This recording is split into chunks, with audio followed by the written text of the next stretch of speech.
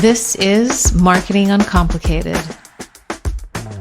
Hi, everybody, and welcome back to My Marketer Mentors. My guest today is Dan Lubic, who is the president of DTL Consultants. We'll get into what DTL stands for in a minute, and a member of the Sales Acceleration Advisor Network.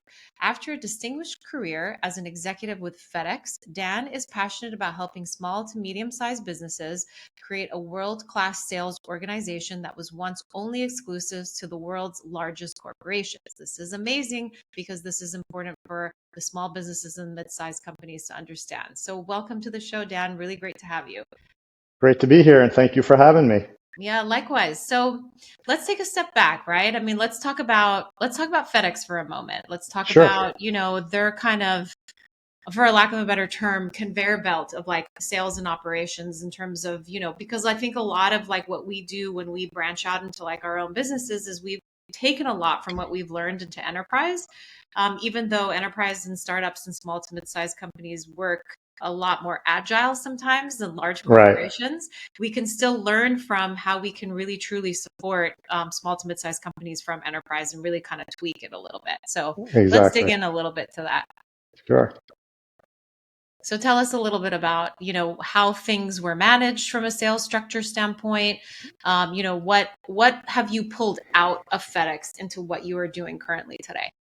Yeah, so I think the great thing about working for a major corporation is you're going to get to see the best world-class processes that exist, whether it's in marketing and what you do, or whether it's in sales, or whether it's in finance. These companies have the access to the greatest leaders, the smartest people in the world, and to the greatest training. And I think the one thing that I take away from my experience at FedEx is, and how I can deliver that to my clients today, is there are world-class processes that are proven and scientifically proven, if you will, when it comes to sales, on what you can do to be successful to drive revenue for a company.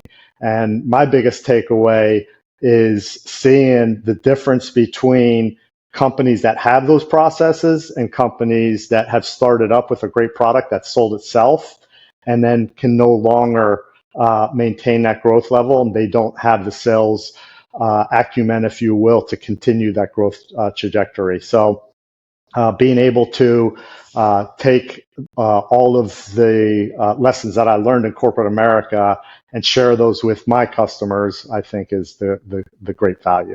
Yeah, absolutely. So tell us a little bit about those kind of key components that, I mean, without giving away the secret sauce, of course, but it's the key components that you extrapolated and that are using in today in your build out for the small to mid-sized companies for their sales and operations. Yeah. So I think the key components are, number one, having a successful sales process that is really understood by the entire organization. Everybody is singing from the same hymn book, if you will. And that's a key component, right? Because not everybody, I don't know necessarily if it is that they buy into it, but it's that they don't necessarily understand it. And your best salesperson is only as good as their onboarding, right? Exactly. Yeah. Yes. Yeah. So having a structure that is consistent with the entire company and everybody feeds into it, and then having a sales team that's capable of articulating what the unique value proposition is for their product is probably one of the key takeaways. I think that's what's missing with a lot of small to mid-sized companies, is they don't have a sufficient sales structure that is consistent across the entire organization. And then, really understanding what their value proposition is. And that's what drives companies into selling price. They fall back into the price game all the time because they don't really understand their value proposition. Yeah.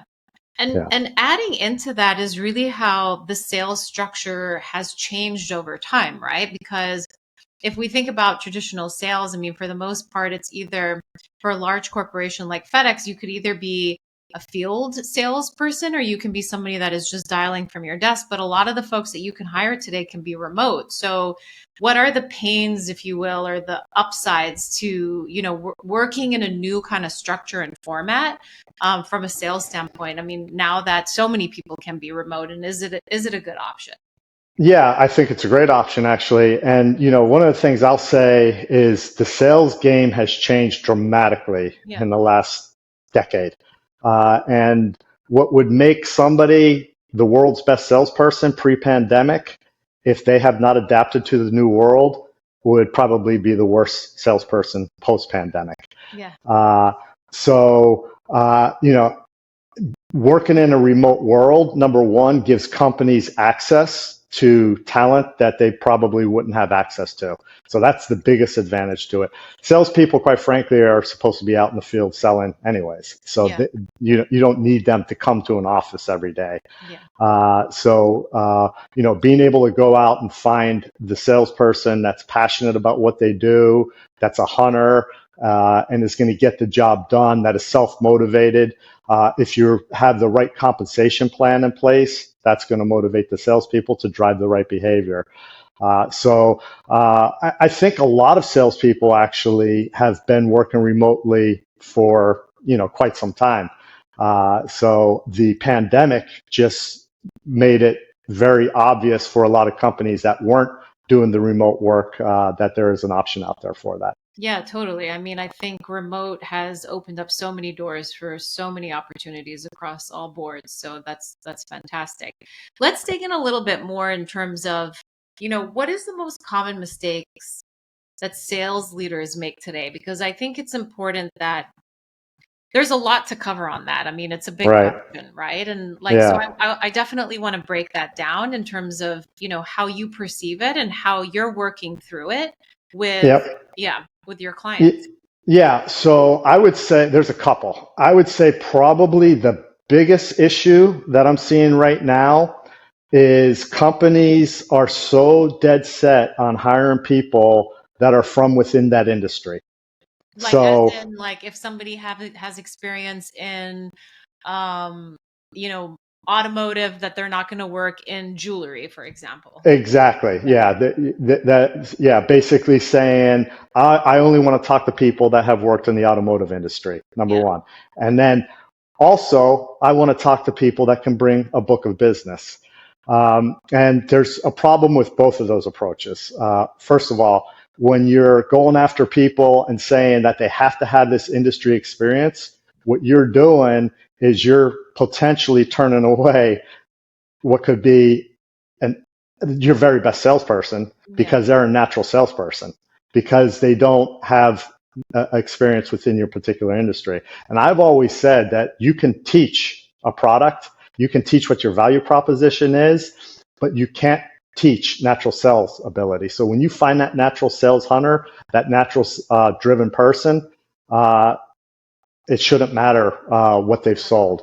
Yeah. Teach them what your product is. What they want to understand is what their value proposition is. They don't have to be experts, technical experts on what you sell either. That's another mistake I think a lot of companies, especially you're seeing it today with a lot of SaaS companies, they think that their salespeople need to be technical experts. That's true. Well, really, all they need to be are experts on what your value proposition is, and then they'll be able to execute.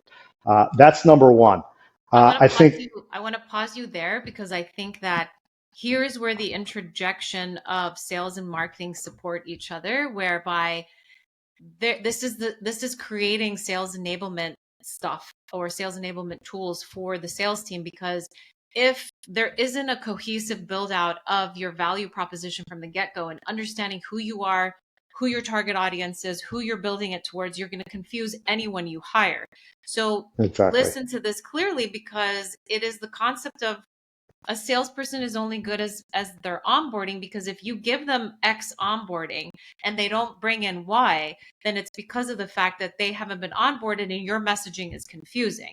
So Exactly.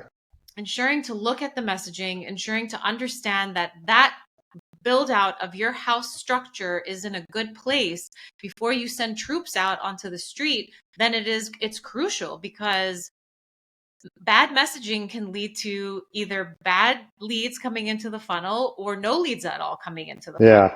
Yeah. Yeah, and well, and the other thing that it leads to is degradation in margins, Yeah. because when you don't have a good understanding of what your messaging should be and what your value proposition is, you fall back on price. So Yeah. you end up denigrating your margins. Totally. So yeah, you're absolutely right.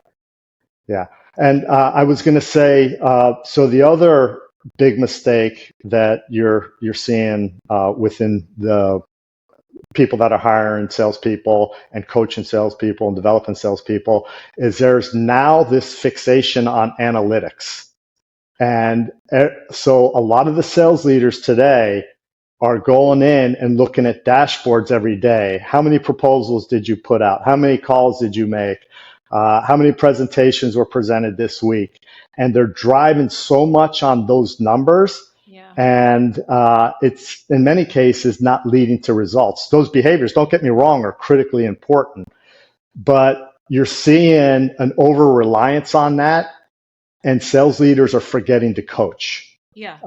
And missing that piece of coaching the sales team is, having very negative effects, and it's causing you to churn your sales force because good salespeople want to be successful. And if you're just driving them on numbers and you're telling them as a leader, you do these numbers, you're going to get results, and then they don't get results, they get frustrated. They quit, or the leader gets frustrated with their lack of results, or they, part ways with them. So it just ends up being a very costly, vicious circle that a lot of sales leaders are getting into today.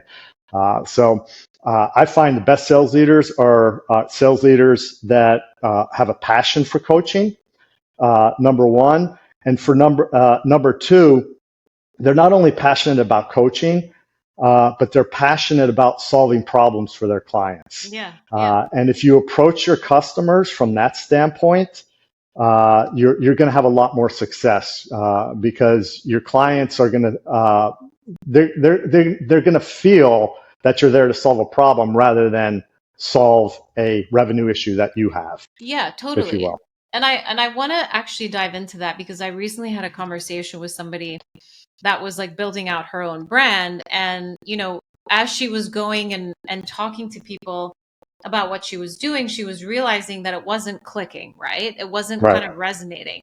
And she's like, I had to unlearn how to sell because I wasn't giving them the value and making them understand the value of like what I was offering, where versus I guess it's the direction of like, it's not only just highlighting on the pain point, right? But it's also what is the value that you bring.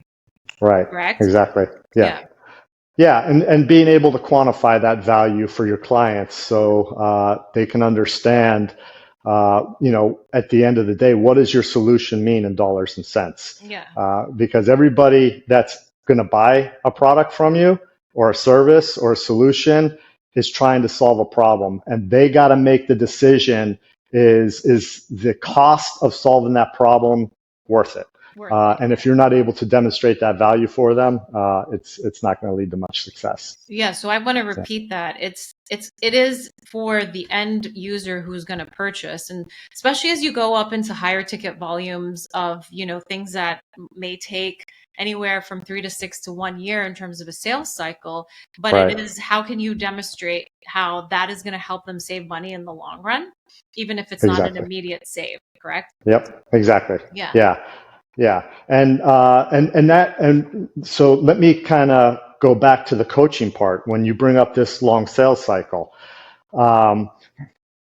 there are particular strategies and processes that a salesperson should be engaging in a long-term selling process that will uncover what the value proposition is for the customer and will allow you to be able to articulate it in terms of dollars and cents.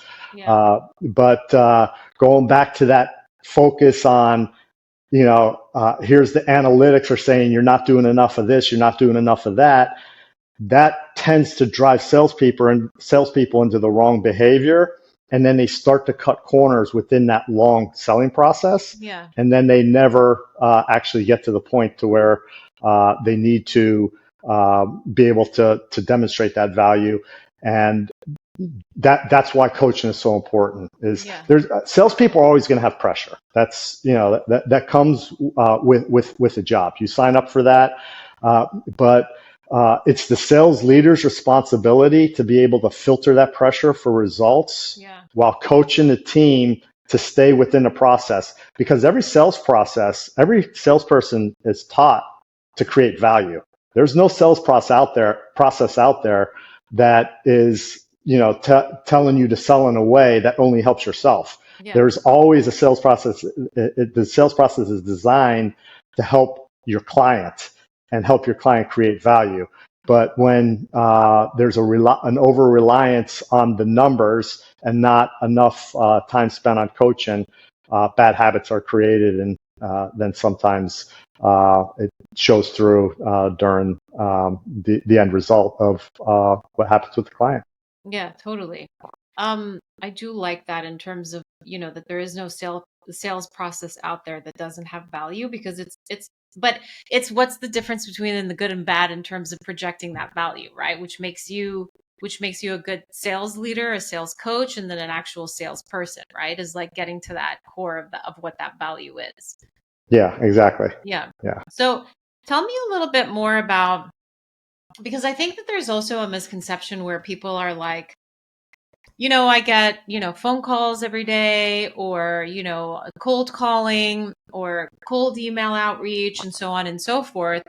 How are these guys actually making their numbers, and does this stuff like actually work? And it's just looking at some statistics and just some research that's out there, is that a lot of people do like to get these emails, but as long as they're getting value, or like within the phone call, are they getting value? And a lot of the times, like, people will call me and say, I have homeowner stuff. And I'm like, but I'm not a homeowner. So like the data is, you got to be accurate about the data that you're pulling, but what are some of the platforms, and this could be different based on industry, but if we could talk through a little bit about like platform outreach and, how that works across the board. Yeah, I mean, there's a plethora of platforms out there today to be able to, try to find what your ideal customer is where they are, if you will. Yeah. I know, a lot of people. I would say today, some of the most popular are Zoom Info is very, very popular. And then you also have LinkedIn is another method that's very popular, that's being used today. But to me, I'm not so sure it's the platform that is important as much as it is, to your point, the message. Are you driving the right message to the right customer, and then at the right time? So there's a lot of tools that are becoming available where there's AI out there that's able to go out there and kind of scrub the internet. And let's just say you're selling hair dryers, for example, and just say it's a B2B company that's looking to sell hair dryers. And so there's AI programs out there that can go scrape the internet, all the companies that are looking for hair dryers, because they're going to sell them in their stores, or they want it for a Black Friday deal, or whatever they plan on doing. And it's being able to get data like that you can then drive your marketing messages to people that are actually looking for what you're looking for. Because I'm sure you have the same issue as I do today, which is your emails getting blown up all day long, and you just glance through and you're just like delete, delete, delete, delete, unless something catches your attention right in that subject line. And that, I think that's critically important. Yeah, totally. Yeah. And I remember, it's not that AI hasn't been around for a while, but it's the algorithm of the continuous like testing and learning of, the best subject lines and what makes people click. And then of course, it's not just about the subject line. It's about, does the body copy pay off the subject line, and so on and so forth, and all that kind of detail, So tell me a little bit about how AI has been changing the whole sales environment. Yeah, well, I think it's changing things for the seller, and it's also changing things for the buyer. Yeah. So now you're dealing with much more educated buyers because Yeah. they have access to much greater information. And I think it is allowing salespeople to get more targeted in who they're speaking to. Yeah. I think it's in many ways a win-win, Yeah. but it definitely, I don't think it's an end-all where, you have a great AI program and it's going to solve your problems. You still have Right. to have all the other components, as a seller to be successful Yeah, because if with AI those solves all tools. our problems, we can just go home already. Exactly. Yeah.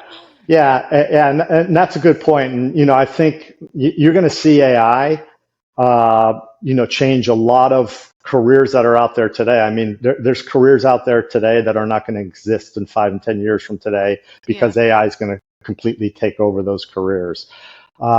Sales is probably one of the careers where I believe that will not happen. It's going to change it, but I don't think it'll ever take over because people are always going to need access to somebody that can come in and really analyze their business and really problem solve for them and help position the solution that they're buying from you. Because I know in many of my sales roles that I've had when I was in front of customers, a lot of times customers would invite you in thinking one thing that they were going to buy from you, and they would end up buying something completely different from you because what they thought they needed, they didn't really need. Yeah. And I think that's where AI might potentially be a problem. I think it can help companies end up buying what they think they need. AI reinforces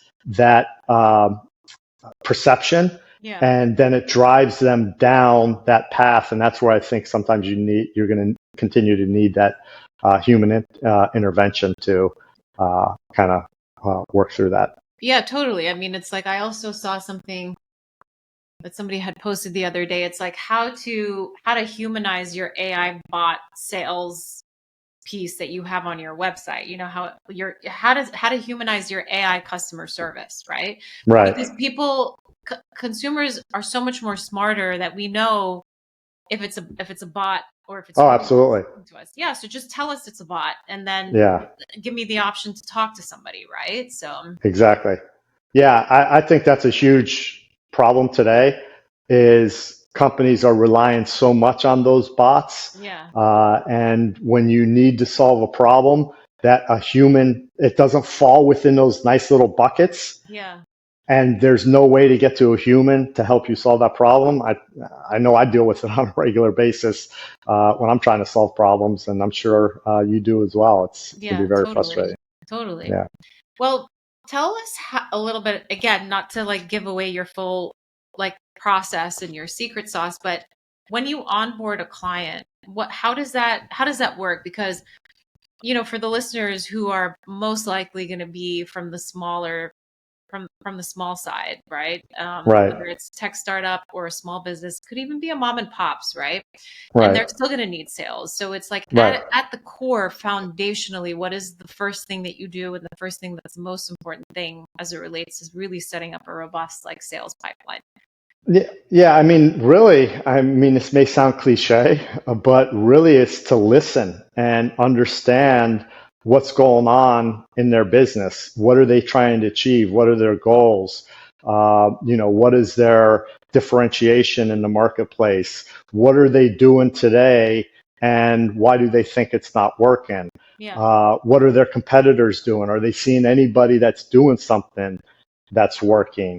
Why do people buy from them today if they were growing rapidly and growth is slowed down? Why do they feel like that growth has slowed down? So it's really, there's not a one answer, for every single client. It's really a very specific, um, based on what they're experiencing, and then you just kind of work through the process, and understand, by asking those questions, you're going to identify what the gaps are, Yeah. and then you're going to put plans in place to address those. And it's at the end of the day, sales is there's a scientific part to sales. The process is a science. If you Yeah. go through that process, that will help you uncover, just like a scientist, is trying to uncover what's going on with the ocean or whatever they're studying. There's certain processes that they follow that will lead to an answer or a hypothesis. And it's the same thing in sales. You go through that process, and the answer usually presents itself Yeah. through carefully going through it. Yeah, absolutely. Mhm. What has been your most challenging case? That's a good question. And maybe I, challenging is not the right word, but because at the end of the challenge, there's always that road that we build for success, right? So it's a uh-huh, challenge that ended up being something like, oh, this is working now. uh-huh. Yeah, I would say the one of the most challenging, but yet it ended up being a very, very rewarding case would be I was working with a client that was selling fresh cut flowers. Yeah. And they were trying to break into the e-commerce market. And they were selling these flowers direct from Latin America. Yeah. So And direct to consumer from Latin Yeah, America? direct to consumer Okay. from Latin America. Okay. Exactly. And, they clearly understood what their value proposition was. Their value proposition was at the time is flowers begin dying the day you cut them. Sure. The average flower in the United States was 2 weeks old before it ever hit the United States, or Wow. it was sitting in a warehouse here in Miami in the United States, 2 weeks old. Wow. So they came up with having a way to get their flowers in the hands of their customers within 3 days. Okay. But they were not able to get the message out in a wide enough area to where it could Yeah. help them grow their business. So, but what ended up happening is working with them, they were able to eventually get to a big box retailer and Yeah. tell the story to that big box retailer, and that big box retailer ended up buying large amounts of flowers for their e-commerce program, and that ended up driving their program into a huge success. So. Yeah, Uh, so yeah. again, I think this is another cross section of like what we talked about before with like marketing and sales.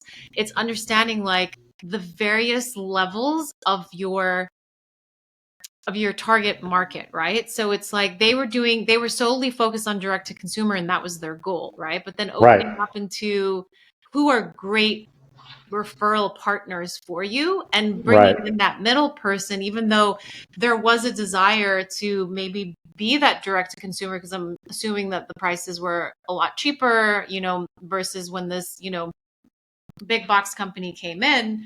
But it's survive and thrive, right? I mean, it's Right. what makes most sense versus what I guess some companies initially come out of the gate with, which Yeah. isn't necessarily what is the best market fit, right? Exactly.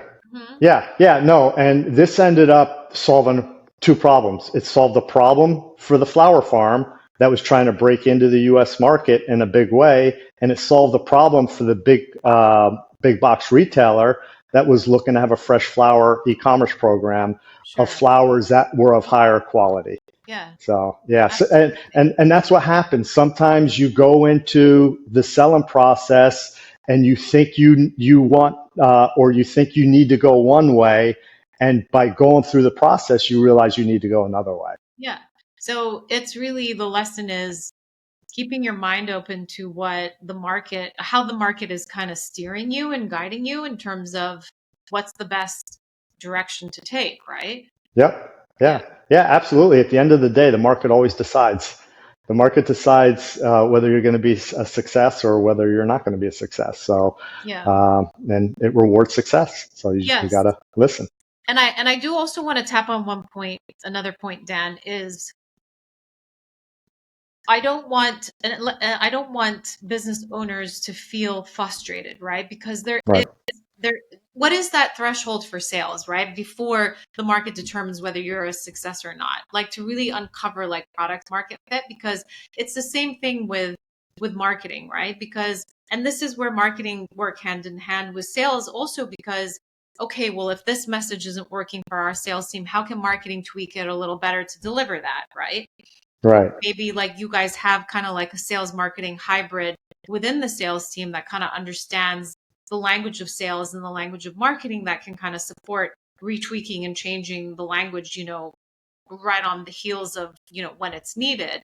But I do want folks to understand that it's not a timeline. It's not a sprint. It's more of a marathon. And it's really understanding what is that connection that's going to make people tick, right? So tell me a little Yeah. bit more. Yeah, no, absolutely. And I'll just add one other thing to what you said that I think is a critical role that marketing plays in the selling process is doing the marketing research to understand, where is my client?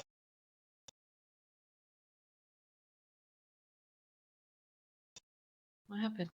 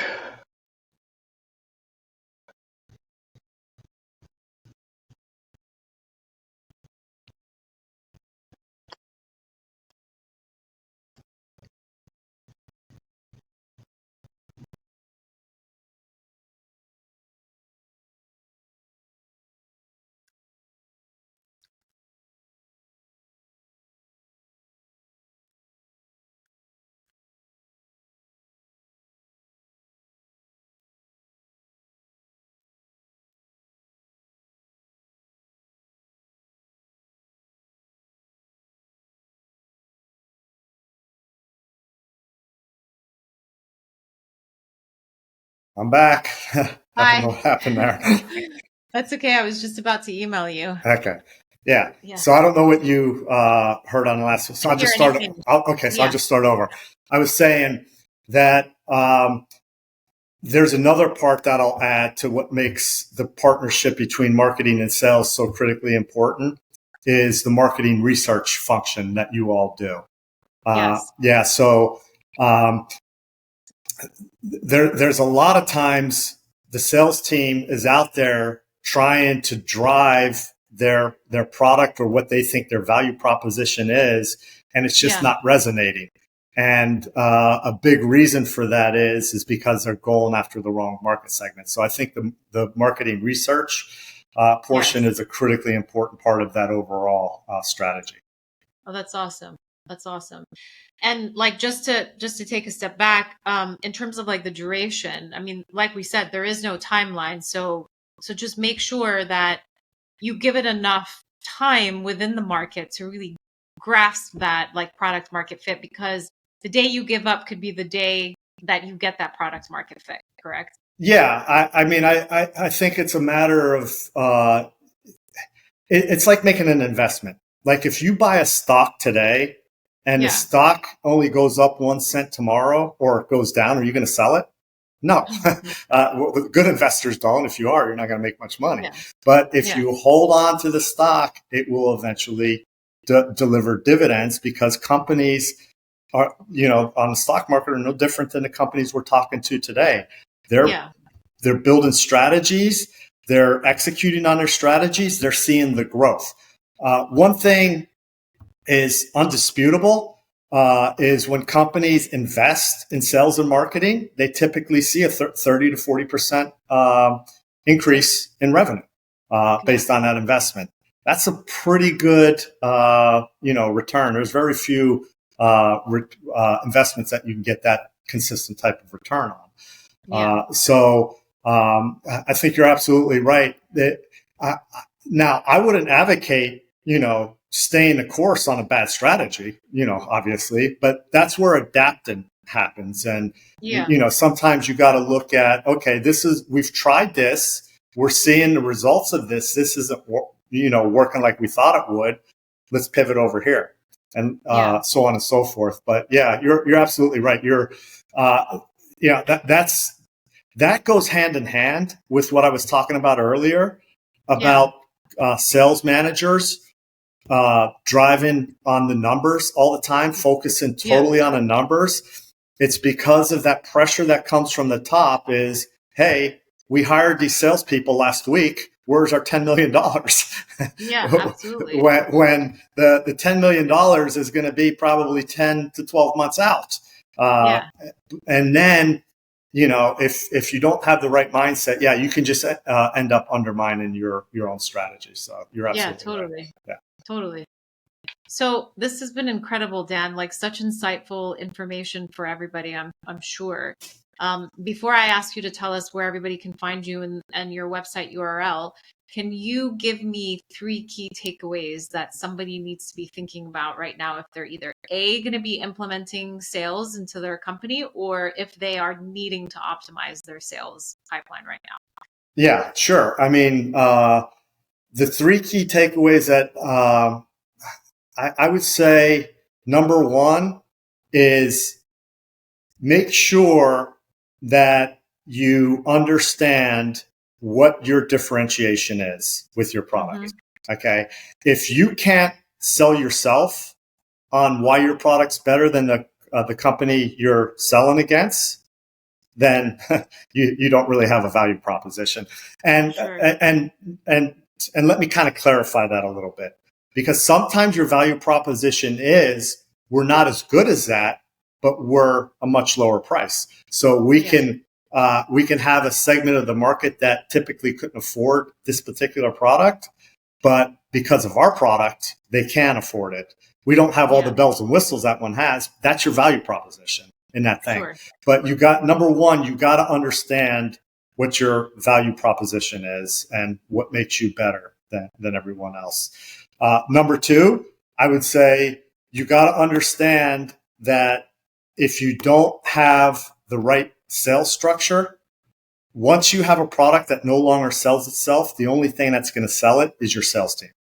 Okay. Yeah. So you have to have a sales infrastructure that you've got to be able to determine what that needs to be for your particular product. And, that's what, people like you and I can help people determine how big of a sales force do you need to be. And how do you do it? And then number 3, I would say, is what is your customer retention strategy long-term going to be? With if you have a product, and most B2B sales, and that's what I primarily deal with. In most B2B sales, most of that product is repeat customers. So you have to have a customer retention strategy that goes along with that. And what do I mean by that? A customer retention strategy is, when somebody buys something from me today, my value proposition is X. 1 year from now, my value proposition that they originally bought from has deteriorated. The company will no longer see the value in what they bought from you 12 months ago. So part of your customer retention strategy is continually building your value proposition going forward. And there's many, many ways that you could do that. So I would say those are probably the 3 biggest takeaways. I love that. Yeah. So your website, where can everybody find more? Yeah, it's a long one. So let me... I'll tag it at the bottom so you can just rip it off, and the link will be at the bottom. Okay, let me pull that up here real quick. Sorry about that. That's okay. Oh, you know what? I think I have it over here. Would it be easier if I copied and pasted it into? No, I'll put the link at the bottom of the podcast. Okay. So it will be linked out. You can just say the name of the company.com. Okay. All right. So it's https / the 2 backslashes, and then it's salesAcceleration dot my dot canva site, SITE, / Dan, DAN, dash Lubic, LUBIC. Yeah. Perfect. It's a long one. And everybody can find you as Dan Lubic on LinkedIn as well. That is correct. Yes. Okay. Yeah. Well, perfect. It's been lovely, Dan. This has been such good information. I truly appreciate your time. Yep. No, I appreciate it. And, it's a wonderful conversation, and look forward to seeing you out there helping customers market their products. Likewise. Okay. You take care.